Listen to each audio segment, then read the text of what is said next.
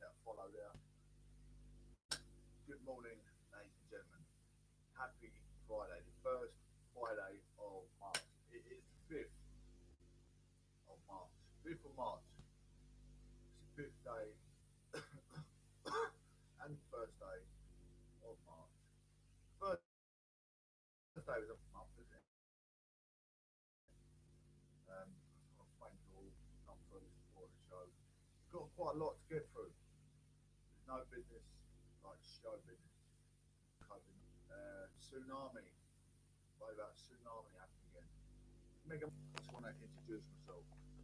I am the prodigious, prominent professor and proclamation gathers.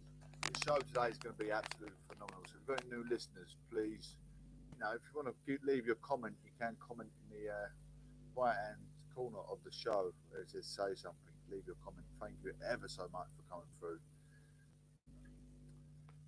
Anyway, this is an opportunity to give sponsors a shout out on social media. As you know, Proclamation News and Gatherings, we proudly present PSS Alarms. Very etiquette and pragmatic work carried out. All areas covered, including central station monitoring provided. All work done according to insurance requirements. This is a friend of mine's company. He's carried out works in Harry Kane's stepmother's house in Hertfordshire, Potter's Bar. He carries out in Essex, such as Casmar Restaurant, and many more big businesses. Please call Tariq Khan. His contact details are 07908. If you're in different countries, +44 7908, +44 7908 216 142, +44 7908 216 142. Installation and maintenance of intruder alarms, fire alarms, CCTV, all work carried out, and it is certified to SSAIB standards, 24-hour call-out service. It can provide CCTV for pubs, clubs, restaurants, or new business setup. Set up your business. Mention Professor Johnson for an extra discount. Secure your home, secure your business. Your safety and priorities in your business are paramount. So think safety, think first. Secure your equity. PSS Alarms. There you go. If you want your business, please either send me an inbox and I'll give you more information if you need CCTV around your business, around your perimeter. PSS Alarms. 07908 216 142. 07908 216 142. That's PSS Alarms. Ask for Tariq Khan. Through, please. If you want to leave your comment on YouTube, be little listeners, and you want to subscribe, I really appreciate you. Our TV channel as well. We've got a few hundred listeners at the moment. Thank you all for coming through. It means a lot. Listening, you might get to hear me. Thank you all so much.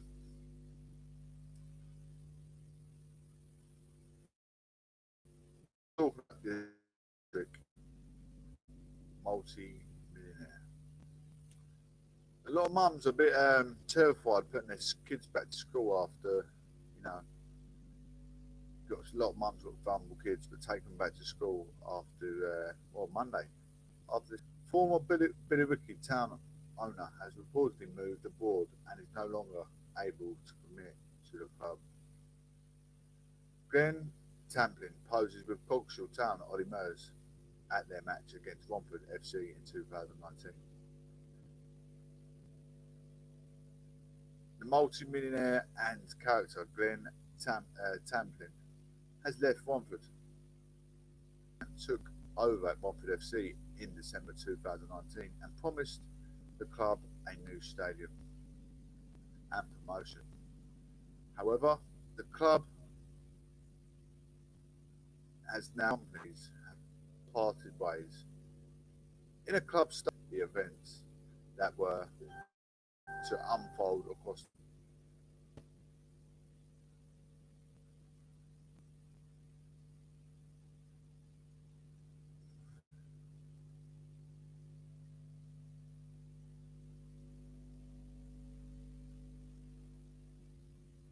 is open 12th of April. Wetherspoons have revealed which pubs in Essex are. The pub chain will be opening 390 across England for outdoor service as soon as finding locations as part of its roadmap out of lockdown. This morning, Thursday, March the 4th, JD Wetherspoons has released a full list of locations that will be partially reopening Essex on April 12th.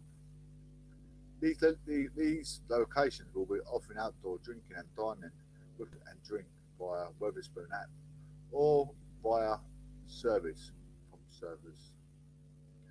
There will be a limited food menu in place, but unlike previous restrictions on pubs and restaurants, there will be no curfew. The Temeria of South End, Parsons Barn in Shrewsbury-Ness, the Elms in Leigh-on-Sea. Pubs will be open on a first-come, first-service basis with no bookings allowed. They'll be open from 9 a.m. to 9 p.m. from Sunday to Thursday and from 9 a.m. to 10 p.m. on Fridays and Saturdays. Regarding the reopening, Wetherspoons Chief Executive John Huston said, "We are looking forward to welcoming our customers and staff back to our pub." There you go. So you got a bit of an insight what you're looking forward to in the next coming months. I mean, I think the whole world's standstill waiting for hospitality sector to open up for everyone, you know. You're sitting in your homes, drinking, you know, probably itching at the bit to go and drink with your friends or a circle of different friends. You got to think first, think safety. Anyway, what I was talking about, I think Meghan Markle's getting her knickers in the twist with the royal family at the moment. But anything in the wake of the row between the palace and the sexes, as she has kept herself out of it. According to the royal author, Urban, he said, she fully and clearly understands that underneath her, the monarch had to be above it. No disrespect, I don't Charles, Prince Charles, have his dad. Anyway, you see this right now with enormous mess going on that you won't find the Queen's fingering. Mr. Irvin went on to suggest the Queen, who has now been married 73 years to the Prince Philip, may decide to step down as monarch if he dies before her. He told the Mirror she must be very preoccupied with Philip's condition. He's very important in her life, and one other episode soap opera that she's going to want to stay out of it. You know, I say she doesn't really want to be involved in any mess ups in the royal family. I think, especially after what happened with Princess Diana and stuff, you know, she's just keeping herself to herself. She's old. She's old now. She's a fragile, frail lady, but a wonderful queen, an absolute phenomenal queen. We can't take that away from have persisted since the 2016 referendum, and haven't warned despite a trade deal being reached between Brussels and London. When a deal was eventually secured, the French President Emmanuel Macron claimed Brexit was, he said, United Kingdom remains our neighbour, but also our friend and ally.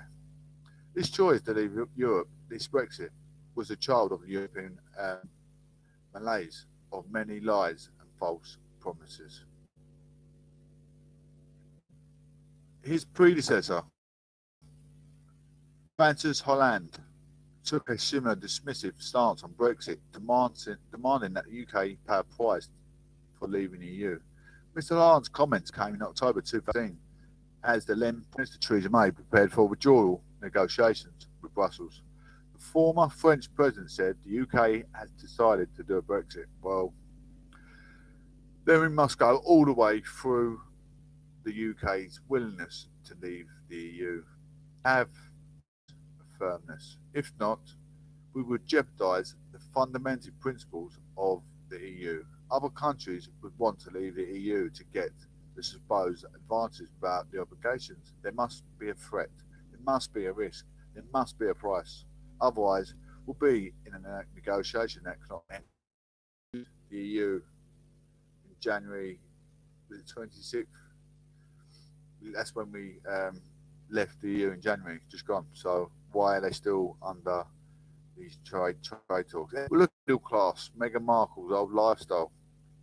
Meghan Markle's marital home before meeting Prince Harry might surprise you. well, I'll say it's a middle class, probably a bit more than the middle for my home. $8 million. One that she has lived with Prince Harry. While we have only ever seen glimpses inside their home in Frogmore Cottage and a new house in Monte Cierto, California, Meghan's old home in LA with her ex-husband Trevor Engelson was flawlessly modern.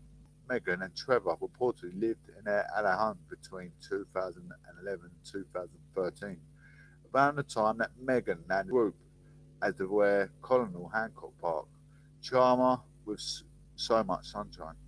And the house has 4 bedrooms, 2 bathrooms, and a huge garden with al fresco dining area. Take a look through the gallery to see where Meghan lived before she met Prince Harry. Which can be break, ladies and thank you all for being patient and in tears. Who thinks that's been in tears?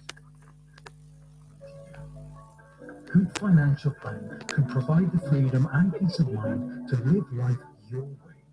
So whatever wealth means to you, we are here to help you feel confident in your financial future.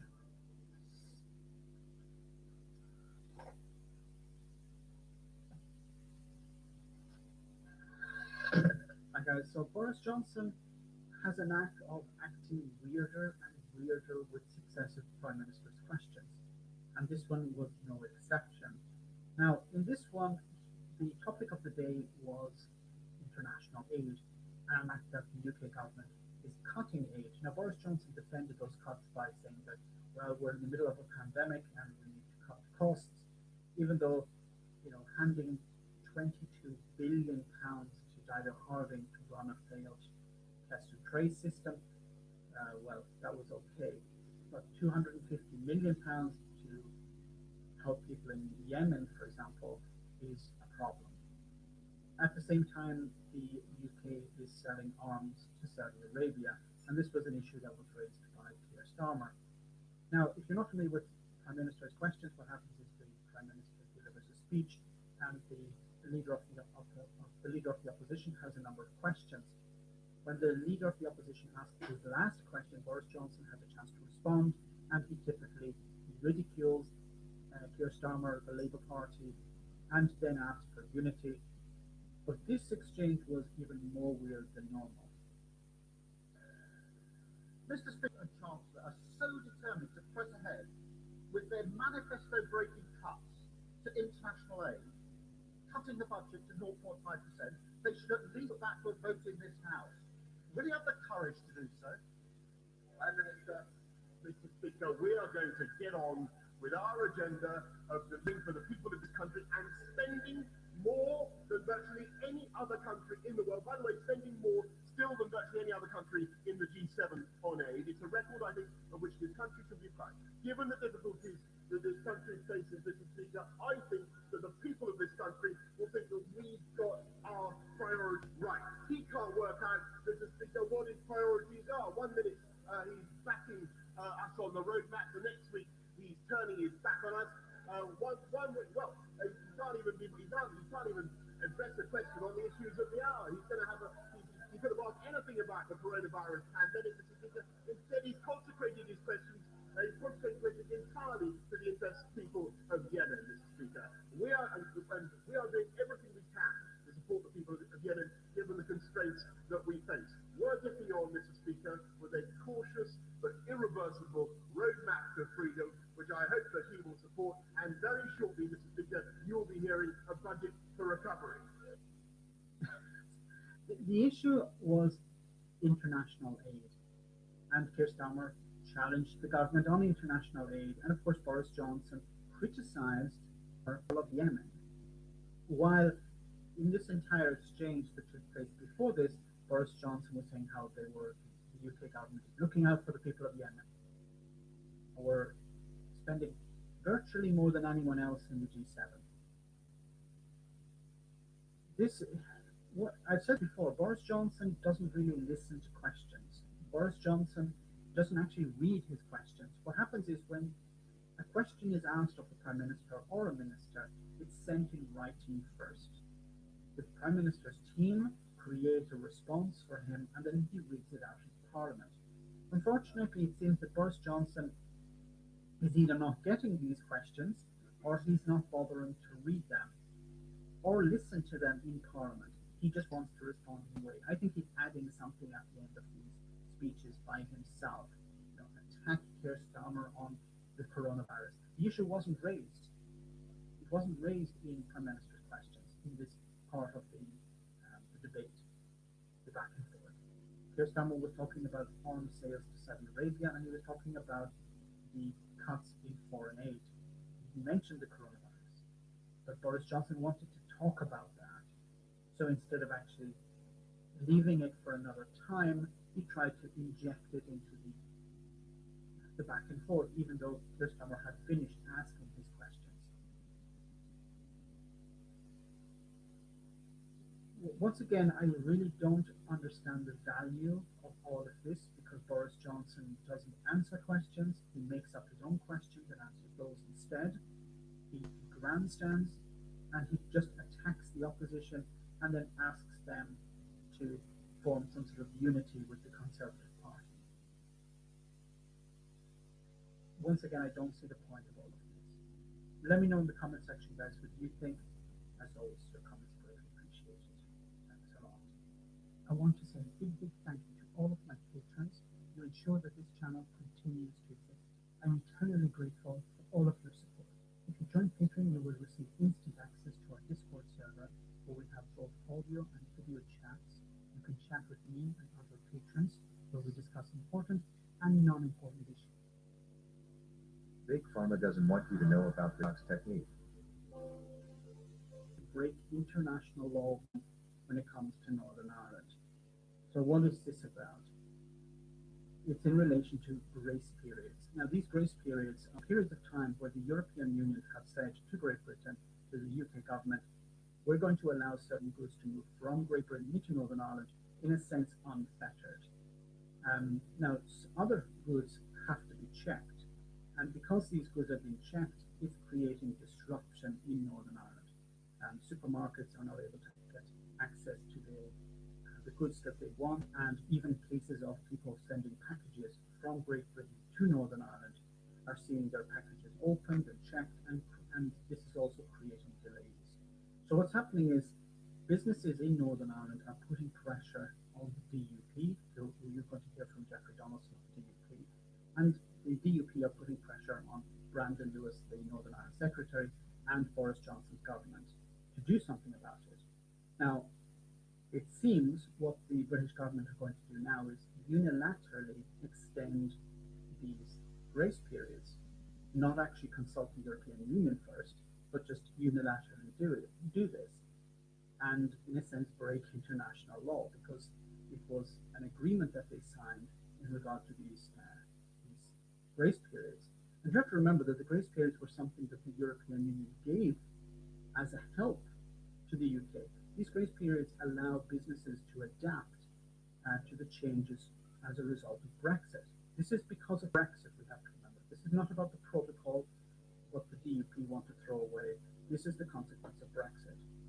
So let's hear what Jeffrey Donaldson had to say about these grace periods and what Brandon Lewis, the Northern Ireland Secretary, said in return. As we approach the end of the 3-month grace period under the Northern Ireland Protocol, many businesses and individuals in Northern Ireland are very concerned about what this means for them, and in particular their ability to order goods and receive parcels from suppliers in Great Britain. Without further disruption to this trade, what is the Secretary of State and the government going to do to address it? Going back to Meghan Markle's middle class lifestyle. Well, it's always been a bit above middle class, but to what it is now is what I'm saying. When she's only an average A-class celebrity. Meghan Markle house exterior. The Duchess of Sussex former home went up to 1.8 billion in 2019, and it's well apart from their houses. She has since lived in Prince Harry, while the other glimpse inside her home in Frogmore Cottage and their homes in Montecito, California. Meghan's old home in LA with her ex-husband, Trevor Engelson, was flawlessly modern. So we're going back to the Brexit trade agreement. Brexit trade agreement, ladies and gents. Thank you ever so much for supporting the show time and time again. It means ever so much. Thank you. It's very prodigious of you for coming in and giving your observance, staying preserved. Absolutely. Brexit trade deal voted delayed. Why has the EU refused to set a date to ratify a deal? UK this week decided to unilaterally extend grace periods in Northern Ireland in a move designed to ease trade between Northern Ireland and Great Britain. This decision provoked fury in Brussels, prompting the bloc to threaten action against the UK. European Commission Vice President Markus Šefčovič labelled the move as very negative surprise, while Northern Ireland Secretary insists the European Parliament has now declined to set a date to ratify the Brexit trade deal in the latest move amid the trade custom checks in Northern Ireland. The bloc's chief negotiator Markus Šefčovič told FT the EU would be really something coming to our table very soon. The EU has signalled that it will seek to suspend parts of the Brexit trade deal in retaliation. I just want to announce that we're coming up to May election, ladies and gents. In May, we have an election coming up. We can do it either by post, online, or they're going to have their usual, but obviously safety precautions will be in place. So make sure you vote. There's not enough youngsters making their vote because your opinion, your voice matters, absolutely. Anyway, there's no business like show business. An absolute blonde bombshell we can talk about next. Absolutely massive in the media.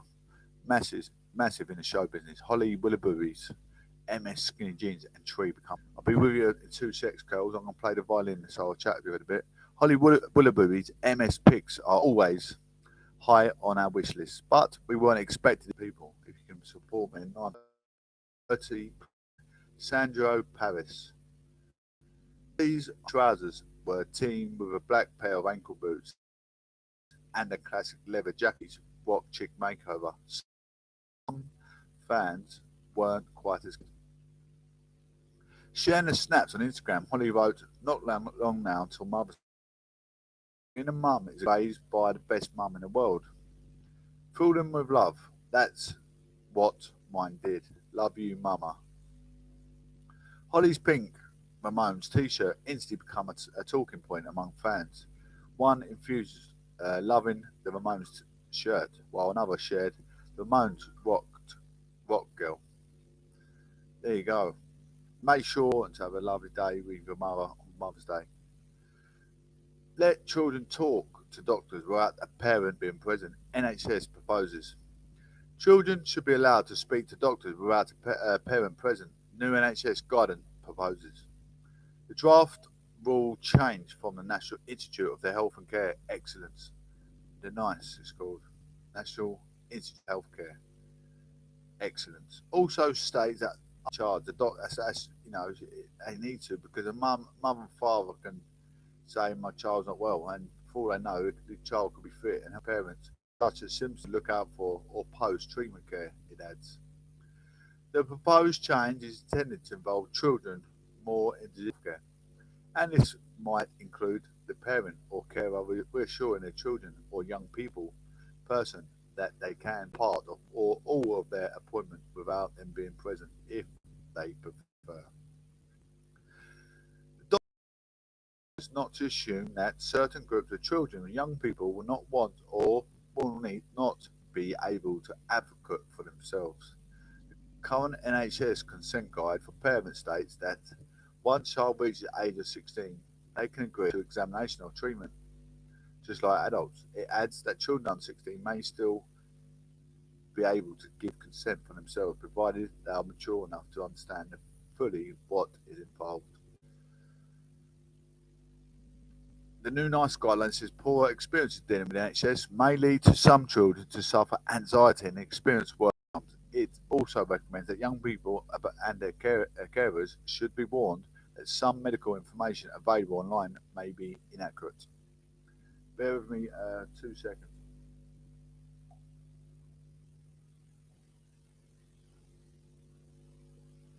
Dr. Paul Crisp, director of the Centre for Guidelines and NICE, said, "We know that young people are more likely to look for health advice online or social media. So it is important that they are advised which sources are reliable and trustworthy. Younger patients have historically been seen as more passive recipients of health help, but supporting them to truly understand their condition and treatment can help them to feel more confident engaging with healthcare staff." We're very pleased that this draft guideline has been developed with input from children and young people, and hope that it would provide healthcare staff with clear guidance with younger patients. Catherine White, chairwoman of Guidelines Committee, added, "By placing babies, children and young people at the heart of their healthcare, we can improve not only their experience in the healthcare system, but also on their health outcomes. It's good for the children to interact with healthcare professionals anyway, because they can actually speak from their own pessimism, speak into their pessimism, asking, you don't know how vulnerable your child is. It could be you that's making your child depressed at home. The way you're acting with your partner, your new partner perhaps. Maybe that's getting in the way of the children to speak out themselves. But speaking to health professionals themselves, they can alliterate what is going on behind closed doors. An important way to do this is by finding ways to communicate with children and young people in a way that it's engaging and understandable. Dr. Crisp added, "We recognise that some of the recommendations, such as allowing children and young people longer to speak to healthcare professionals, could present challenges for some time to come during the pandemic, but it is something that we need to aim to do." The draft guidance is out for the public consultation until 16th of April 2021. NICE is appealing for the views of parents and carers of babies and young children and young people. To speak out for themselves rather than be held at ransom by parents, manipulating their mind that their mental health is okay when really it's not. Or you could be physically abusing your children and they can't open up and speak about it because you're controlling them. COVID-19. Cyprus to welcome vaccinated UK tourists from May. Cyprus has said it will open its borders to vaccinated Britain from the start of May, but UK government travel restrictions will be enforced. The Cypriot government said those who have both COVID jabs could travel there without restrictions from the 1st of May. But more than 2 weeks before the earliest date, those in England will be able to go abroad for holidays. Cyprus has not yet said how British tourists will be required to prove they've had both vaccination doses. Cyprus Deputy Tourism Minister Savas Perdios said the country would allow Britain, who have been given vaccines approved to the European Medicines Agency (EMA), the right to enter without the need for a negative test or to quarantine. Tourists would be required to have had their second dose at least 7 days before travelling, the minister has added. Currently, the Pfizer and Oxford AstraZeneca and Moderna jabs have been approved for the use by the EMA. British tourists make up the largest group of visitors to the island and made more of 1 million trips to Cyprus in 2019, according to the Office for National Statistics. Cyprus has already struck a similar agreement allowing Israeli tourists to enter the country from the 1st of April. Greece has also agreed to admit visitors from Israel who can prove their status with the Israeli Green Digital Certificate. UK government has not yet approved any vaccination certificate, but the Cabinet Officer Minister Michael Gove is leading a view into possible measures. Simon Calder, travel editor at The Independent, said UK's vaccine programme ahead of the rest of Europe, the British holidaymaker was going to become quite appealing to the countries who are working out how to rebuild their tourist industry while at the same time minimising its risk. Although family members might have a different vaccination status, potentially meaning only some were able to travel unrestricted, he told BBC Breakfast he thought there would be a way found. Mr. Calder said it was possible Cyprus would reflect its travel rules from the last summer when visitors were able to get tested 3 days before their flight and noted that unfolds are the common travel restrictions. But foreign leisure travel will still be barred for people in England and the beginning of May. The Prime Minister Boris Johnson saying that earliest Britons could jet away is the 17th of May. This is independent on various factors related to coronavirus pandemic, such as vaccine rollouts and the prevalence of the COVID-19 variants. Holidays at home could begin more than a month earlier, with people in England potentially permitted to stay in self-contained accommodation, such as holiday lets, from the 12th of April, under Mr Johnson's roadmap for easing lockdown restrictions. This may lead to many people opting to a plan at a holiday home, resulting in them becoming more expensive, according to researchers, at which Scotland, Wales and Ireland have not yet announced plans for allowing foreign holidays. There you go. You've got your summer uptake about, still be a bit cautious about rules and regulations. New Zealand earthquakes and the two tsunami warnings lifted to offer evacuations. 3 earthquakes, including one of the strongest ever to hit the region, struck one off the coast of New Zealand on Friday, triggering tsunami warnings that have now been stood down. Thousands were evacuated from the coastal areas of Northern Ireland after the third 8.1 magnitude quake struck.